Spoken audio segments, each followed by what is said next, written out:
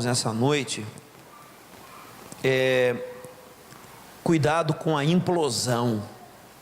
Você sabe qual é a diferença entre a implosão e a explosão, né? De um prédio, por exemplo. Não sei se eu estou errado, Marcelo, você me ajuda aí? Explosão é mais ou menos, acho que o que eu vi ali acontecendo ali no Oriente Médio, onde aquele pessoal lá do Estado Islâmico pega uma bazuca e manda um tiro daquele de bazuca num prédio, e ali explode. Quer dizer, vem de fora para dentro, explosão. E implosão me parece que é alguma coisa colocada dentro, não é isso, Marcelo? Quando você quer implodir um prédio, né? Você coloca dinamite lá dentro e o prédio cai. Então o prédio pode ser destruído de forma explosiva ou de forma implosiva, ou de fora ou por dentro, tá ok? Mas eu queria alertar os irmãos, falando da nossa vida, do perigo da implosão, porque com a gente, a explosão não tem tanto perigo. Guarde bem isso e você vai entender o porquê. Quando eu me converti, há 26 anos atrás, eu tinha um medo doido do diabo, doido. Que medo que eu tinha do diabo. Eu não me converti porque eu queria ir para o céu, eu me converti porque eu não queria ir para o inferno.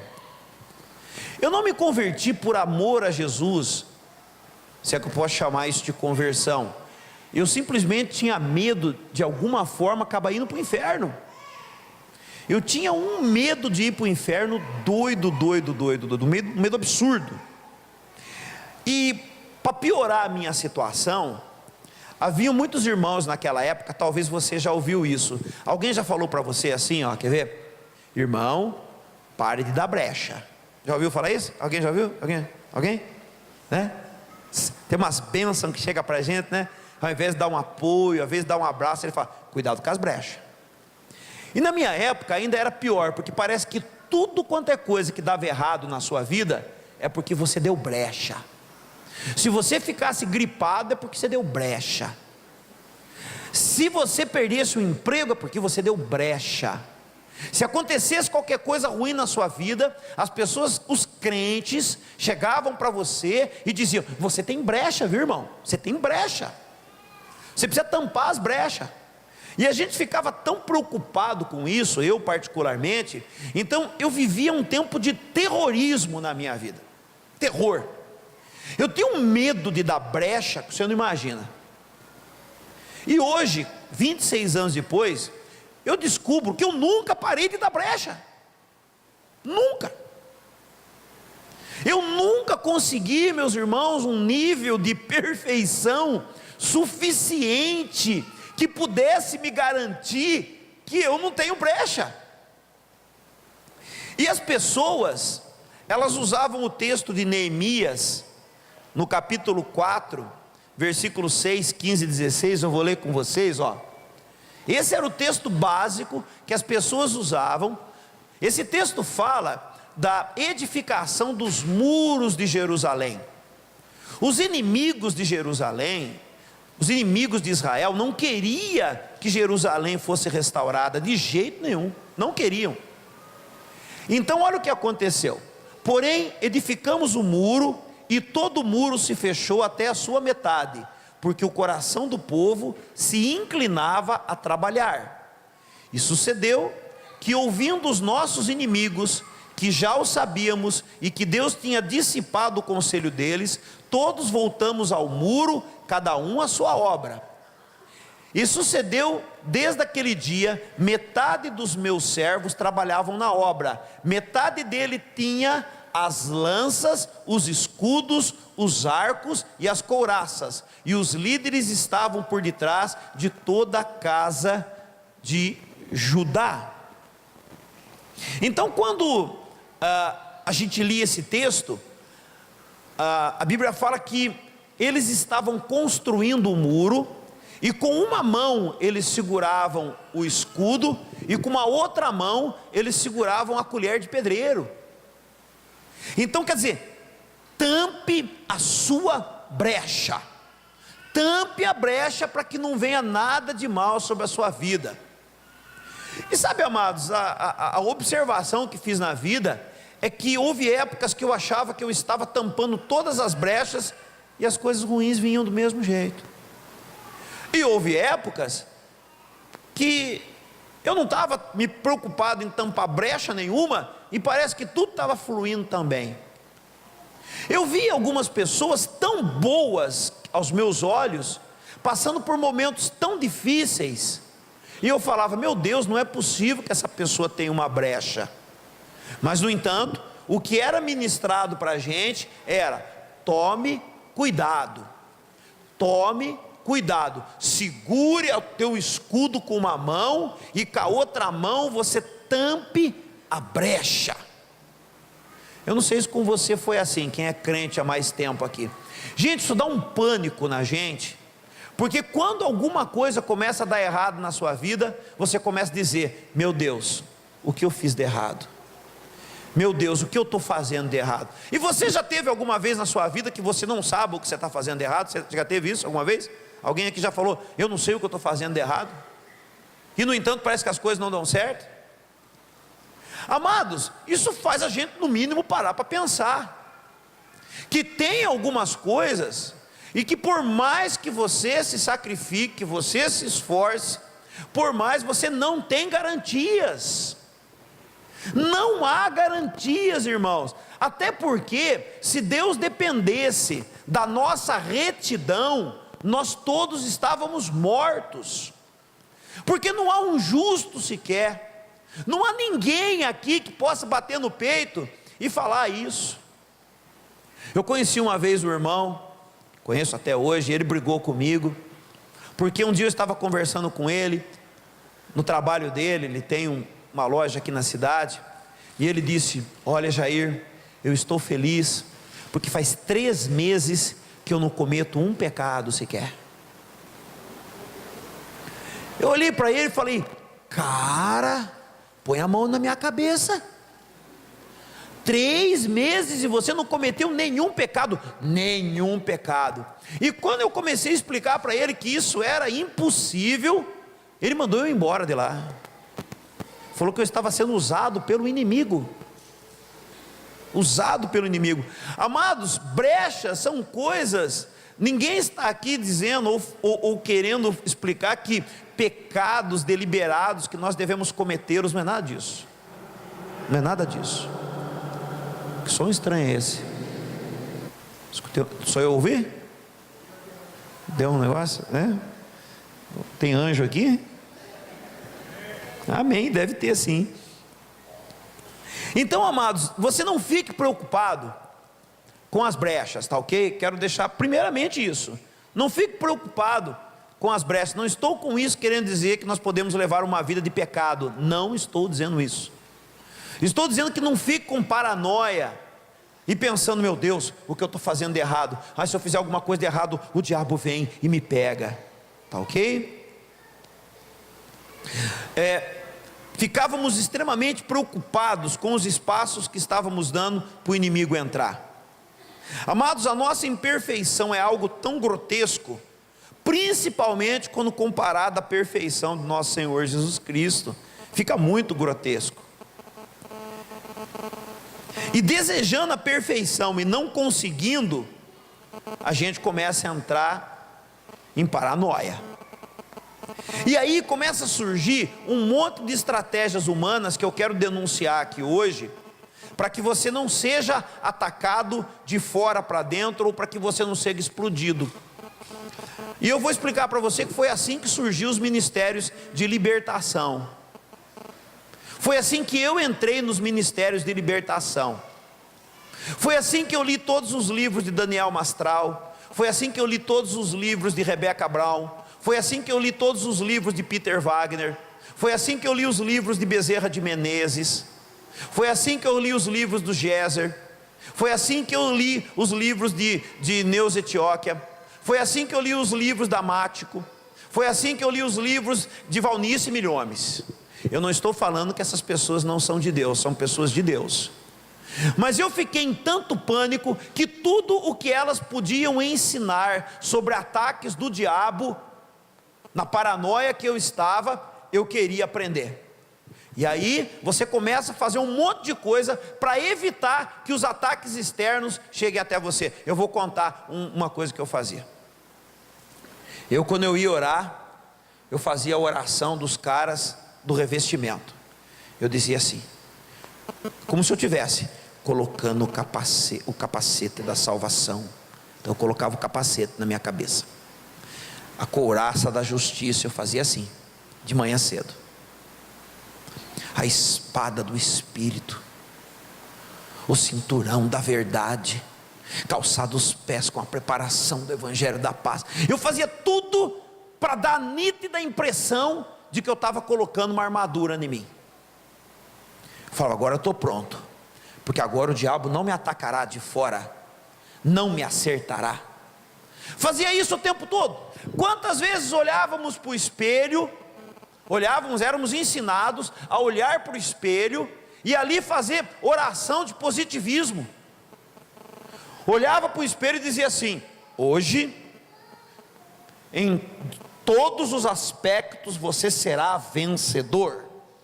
Olhava para mim mesmo no espelho, hoje você será coberto de cima a baixo, nenhum mal te atingirá, nenhuma praga. Eu olhando para mim no espelho. O que é isso, irmãos? Pânico. Se você ainda hoje faz isso, o que você tem é síndrome de pânico cristã. Síndrome de pânico. Você tem medo que o diabo te pegue. E o medo do diabo é tanto, porque a gente tem tanto medo que alguma coisa venha e nos exploda, que venha de fora para dentro, e começamos a pronunciar palavras para pôr o diabo longe da gente. Eu não estou falando que a oração é algo errado. A oração, ela existe, e ela é uma arma poderosíssima. E é claro que Jesus nos deu autoridade sobre espíritos malignos. Lucas capítulo 10, versículo 17 a 20. Eu preciso ser bem claro com os irmãos, bem simples, para que ninguém pense de mim ou ache que eu estou falando alguma coisa absurda. E voltaram os 70 com alegria, dizendo, Senhor, pelo teu nome até os demônios se nos sujeitam. Reparem que os discípulos chegam agora felizes, porque os demônios se sujeitam a eles. Eles que até então viam os demônios manipular e amarrar as pessoas, agora eles estão felizes, porque eles têm acesso até os demônios, porque eles têm autoridade sobre os demônios, e não mais os demônios teriam autoridade sobre eles. E aí Jesus dá um fim no assunto, dizendo, eu vi Satanás como o raio cair do céu. Jesus diz, olha, vocês estão preocupados, vocês estão assustados com tudo que o diabo faz, e ficaram agora espantados, porque vocês descobriram que vocês têm poder sobre os espíritos malignos. Eu quero dizer para vocês, que o diabo, eu já vi caindo, já está caído. Você consegue perceber que Jesus não valoriza o que eles estavam valorizando? E aí Jesus diz assim, eis que vos dou poder para pisar serpentes, escorpiões e toda a força do inimigo, e nada vos fará dano algum. Jesus diz, vocês têm poder sobre o inimigo, e o inimigo não causará dano em vocês. Jesus fecha o assunto dizendo, mas não vos alegreis, porque se vos sujeitam os espíritos, alegrai-vos antes, por estar o vosso nome escrito nos céus. Eu vou dizer, a coisa é mais ou menos assim. Eles estavam preocupados, o diabo está ali, o diabo está aqui, o diabo está fazendo isso, está fazendo aquilo, agora Jesus nos deu autoridade, e agora nós podemos lutar contra o diabo. Jesus falou, não, esqueçam de tudo isso, simplesmente se defendam, sendo felizes, porque o nome de vocês está escrito nos céus. É só. Qual é a grande defesa de um filho de Deus? Será que é a oração de guerra? Será que é aquela espada que ninguém vê? E ele, o diabo, agora você me paga porque eu vou acabar com você, espírito das trevas que vem. Não é nada disso. Ele diz: alegrai-vos, fiquem felizes. Fiquem felizes porque o nome de vocês está escrito nos céus.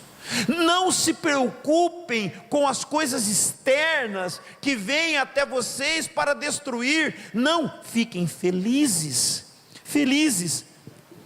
Jesus não dá nenhuma importância ao fato do diabo cair diante deles. Jesus diz que o importante é ter o nome escrito no livro da vida. O diabo não tem importância, o importante é ter o teu nome no céu.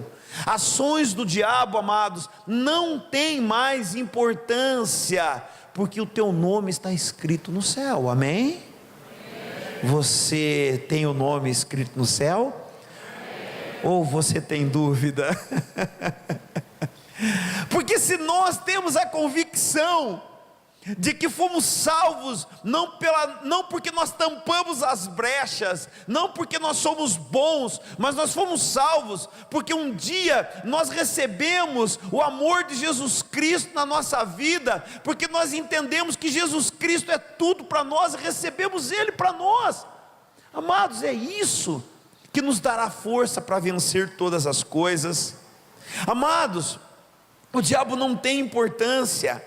Não é o ataque externo que é o problema, é o ataque interno. Não tenha medo dos ataques externos de Satanás. Não tenha medo, não tenha. O grande perigo que você tem que ter medo são dos problemas internos. Isso é problema. Aqui dentro é onde mora o problema. Satanás não pode te atacar por fora, se você estiver firme por dentro. Se você estiver bem por dentro, por fora nada pode acontecer. Nada. Quando você está bem com Deus, quando o teu coração está bem, quando você está feliz com Deus, ainda que o que esteja ao seu redor seja um cerco do inimigo, mas se você está bem, você está seguro. Olha o que Jesus disse em Mateus, no capítulo 15, do versículo 8 ao 20.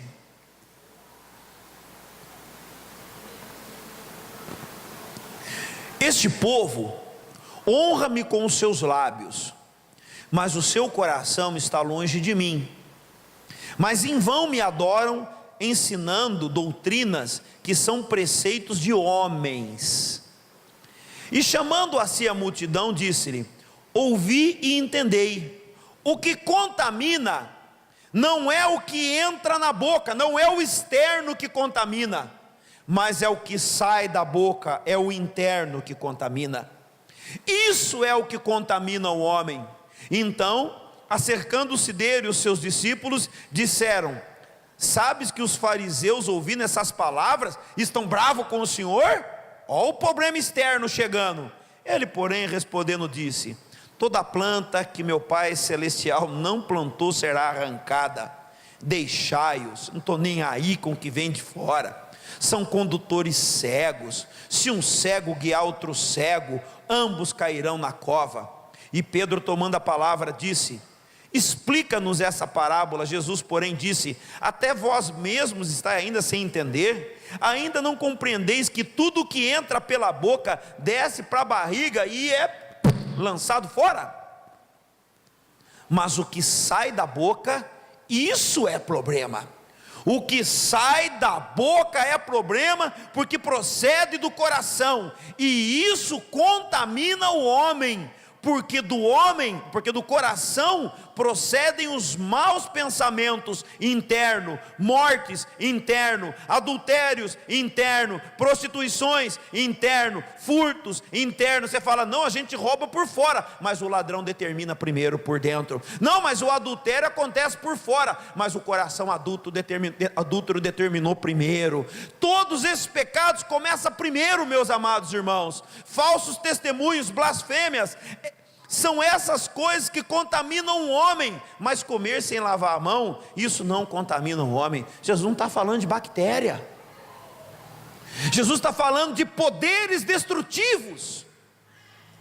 As coisas externas, as pessoas, o que pensam de você, as coisas que tentam te explodir, não pode chegar até você. Mas se o teu coração estiver ruim, se prepara para ser destruído. Aí é problema. Não é o externo que nos destrói, mas é o interno, é o que está dentro. Eu estava pensando, né? Talvez alguns irmãos, o Romão, o Chapéu, né, Romão? Vocês que foram viciados. Será que foram os traficantes que foram o problema de vocês? Os traficantes que estavam na... É eles os problemas, Romão? O problema, Chapéu, é os traficantes, Chapéu? O problema está aqui. O problema está dentro. Eu pergunto, o problema, meus amados irmãos, são os botecos que vendem a cachaça? Ou o problema está dentro da pessoa? Porque se dentro de mim eu decidir e falar, eu nunca mais colocarei um gole de cachaça que traz destruição para minha família, não importa quantos bares tenham perto da minha casa, o externo não me atinge. Não importa quantos pontos de venda de drogas existam, não importam, porque eu não vou comprar droga, porque aqui dentro eu estou resolvido, eu sei quem habita dentro de mim. Não são os traficantes, não são os bares que destroem os alcoólatras e as suas famílias. O que destrói as famílias dos alcoólatras está dentro do alcoólatra, e isso precisa ser transformado. Vou mais além. Não são as outras mulheres, não são as amantes que destroem o seu casamento, é o que está dentro de você. Nunca foram, os problemas não são as mulheres que estão aí formosas, bonitas, se mostrando, mandando foto de... É nudes que fala? É isso? Fiquei sabendo que existe. Para mim nunca ninguém mandou nenhuma, graças a Deus. Senão eu ia apanhar da minha esposa, ia ter que explicar um negócio estranho. Ué, se chega é nudes? Se chega um nudes para mim, eu deleto, não entrou. Mas o problema é aqui dentro, eu quero ver o nudes, me manda um nudes, pelo amor de Deus. Então o problema não é o externo, o problema é o interno. A explosão não tem poder, o que vem de fora não tem poder, é o que é dentro, o que está dentro que é perigoso. Apocalipse capítulo 2, versículo 14. Umas poucas coisas eu tenho contra ti, porque tem lá os que seguem a doutrina de Balaão, o qual ensinava Balaque a lançar tropeços diante dos filhos de Israel, para que comessem do sacrifício da idolatria e se prostituíssem. O que está acontecendo aqui? Jesus diz assim: eu não suporto os que têm a doutrina de Balaão, não suporto. Tenho um problema seríssimo com os que têm a doutrina de Balaão. Por quê? Porque eles agem por dentro. Como que você vai entender isso? A Bíblia diz que havia um rei chamado Balaque, e Balaque contratou Balaão para amaldiçoar Israel, para lançar uma explosão, para mandar algo de fora.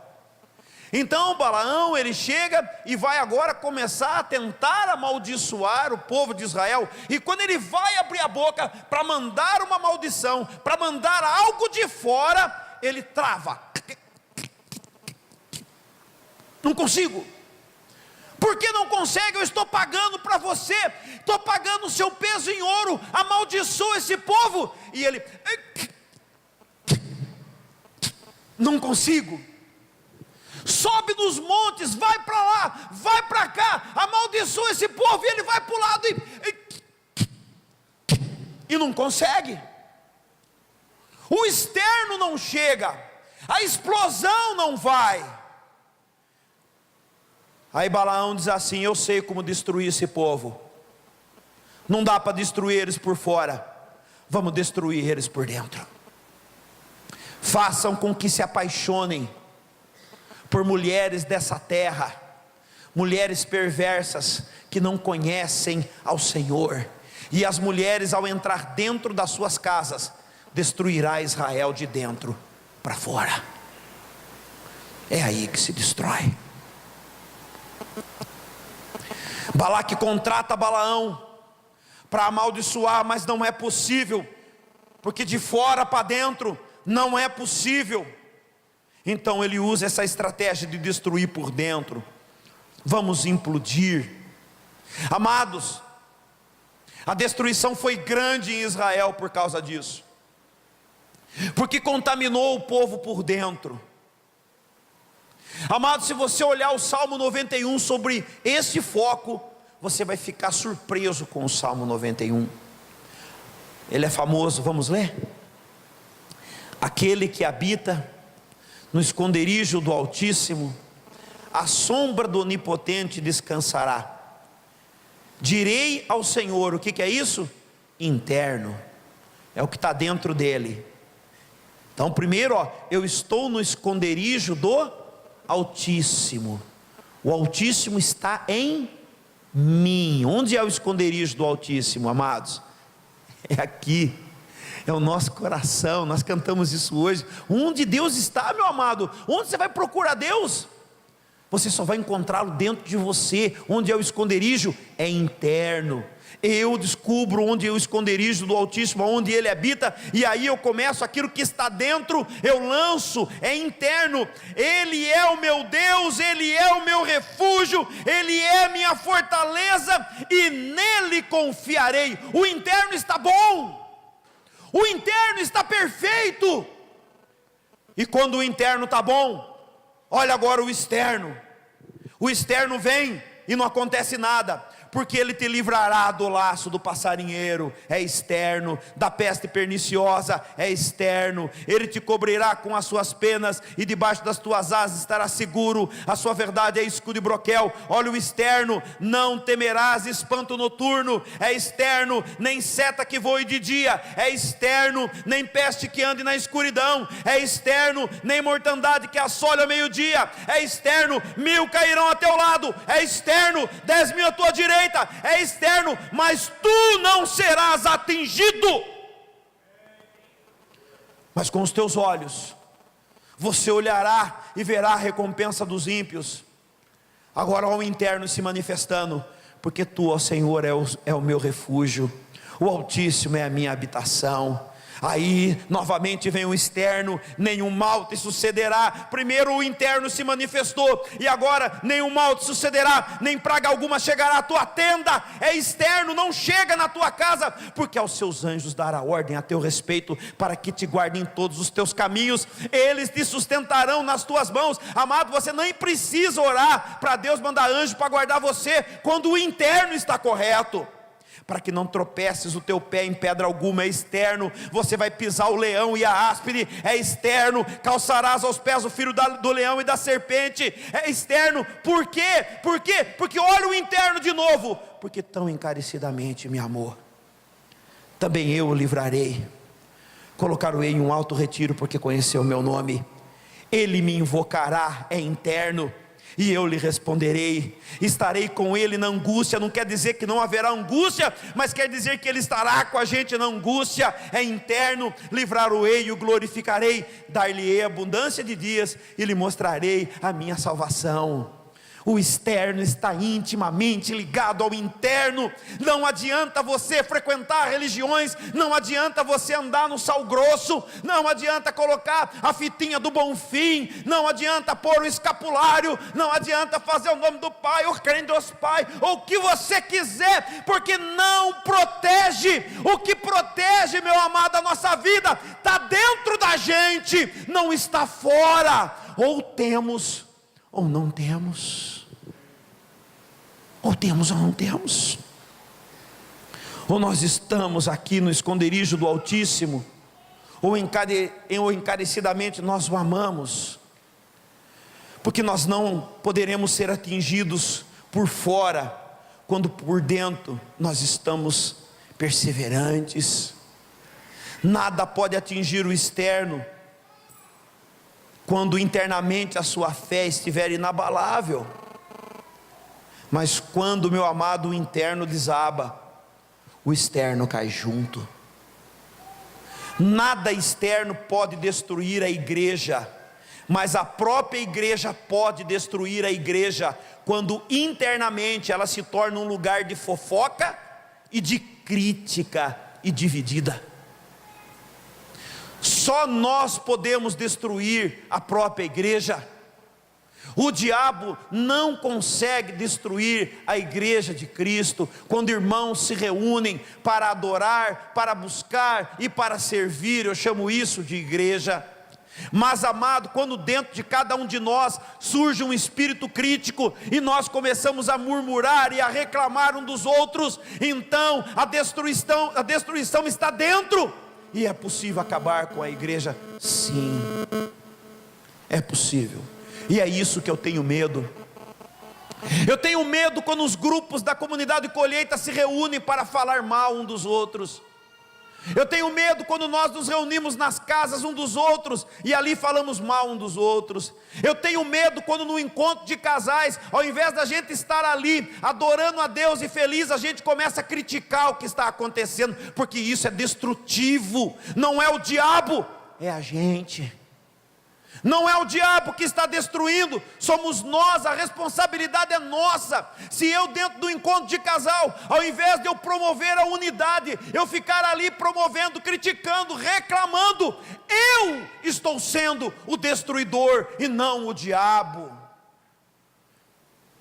Pegue o boné, quem quiser.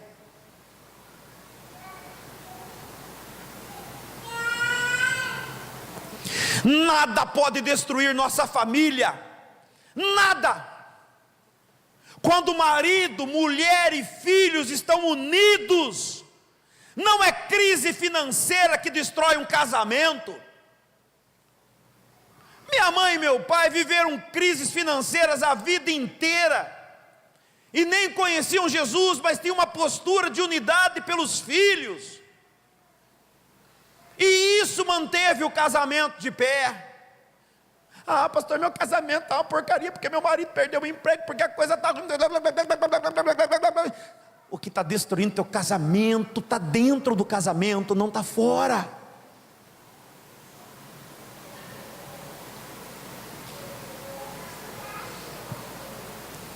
Quem se posiciona internamente, um homem que se posiciona internamente, ele não permitirá que a sua família seja destruída, porque ele está desempregado. Ele diz: eu vou catar latinha na rua, mas eu vou trazer o pão para dentro da minha casa. Não é externo, é interno. Mas se o cara é vagabundo, se o que tem dentro dele é vagabundice, então não tem como a família se sustentar de pé. Amados, nunca seremos explodidos, o problema é ser implodido. E Jesus disse, para encerrar, Mateus capítulo 10, versículo 28, não temais o que matam o corpo externo, mas não podem matar a alma interna. Temei antes aquele que pode fazer perecer no inferno a alma e o corpo. O interno atrapalha o externo. dentro das nossas casas, dentro do relacionamento pessoal. Não venha me dizer que você está deixando a igreja porque os irmãos não te visitam mais. Não venha me dizer que você está deixando a igreja porque as pessoas não gostam de você. Não tem nada a ver. O problema é interno. Se você não se curar internamente, você se destruirá externamente. Não adianta eu estou magoado, é por isso que eu não oro. Não, meu amado, se conserte internamente diante de Deus, para que externamente você continue inabalável. A sua família não será destruída de fora para dentro. O inimigo não conseguirá chegar até a tua casa. Mas se você começar a brigar com a tua esposa, se você começar a estar dividido com a tua esposa e com os teus filhos, então a destruição começou dentro da sua casa. Está lá dentro. A família está sendo destruída por dentro. Isso chama-se câncer. A igreja, o indivíduo e a família que estão em Cristo Jesus não podem ser destruídos por fora. Não tenham medo do que é externo. Não tenha medo do que é externo. Tenha medo do que é interno. Vigia teu coração, vigia tuas intenções. Vigiemos, vou me colocar a nossa língua, porque ela pode destruir a nossa família, o nosso casamento e até a igreja. Quando alguém chegar na sua casa ou num grupo para falar mal de alguém, você diz: vamos parar com essa conversa implosiva e vamos orar. Quando vocês perceberem que estão numa situação em que o diabo está prevalecendo, meu querido, dentro da família, marido e mulher se pegando porque estão discordando, porque não sei o que, para tudo, alinha as coisas. Não são as crises externas que destruirão a sua família, mas as coisas que estão acontecendo lá dentro. Arruma as coisas dentro de casa, você e a sua esposa. Qual foi a última vez, marido, que você orou junto com a sua esposa? Estava caminhando essa semana, e a hora que eu estava caminhando, passou uma moça perto de mim que eu a conhecia. Olhei para ela e Deus falou para mim: pare e ore com ela. Eu não quis dar ouvidos. Falei: Senhor, tem um monte de gente andando, eu não vou passar esse carão, não vou. E eu dei uma volta, e eu costumo dar 6 voltas de 1 quilômetro, 3 correndo, 3 caminhando. E quando foi na última volta, sabe quando você quer dizer para Deus que não dá, Eu falei: Senhor, se for para mim conversar com ela, quando eu estiver indo embora, na última volta, que eu for sair nos portões do parque, ela vai bater de frente comigo. Adivinha o que aconteceu?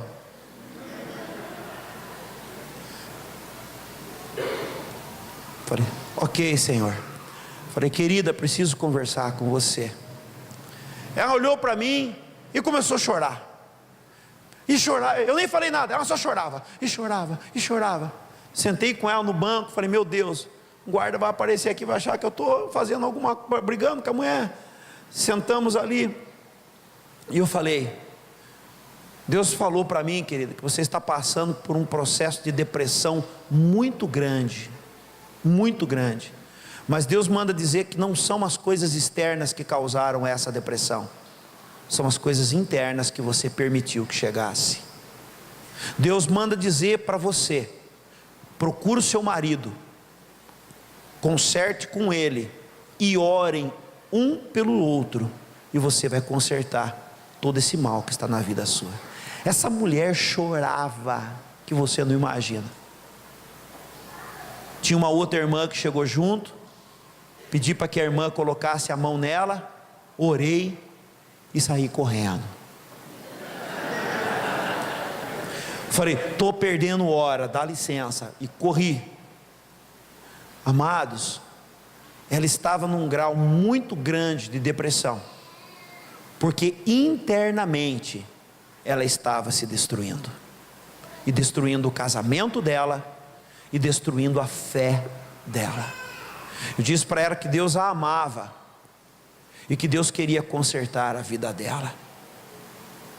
O semblante dela mudou, não a vi mais essa semana, mas foi uma confirmação de Deus para essa palavra que eu trouxe para os irmãos. Não permita que o que está dentro de você venha destruir a sua vida. Não é o externo, não se preocupe com brechas, se preocupe com o que está aqui dentro, com o que está na sua língua, na minha língua. Vamos ficar de pé.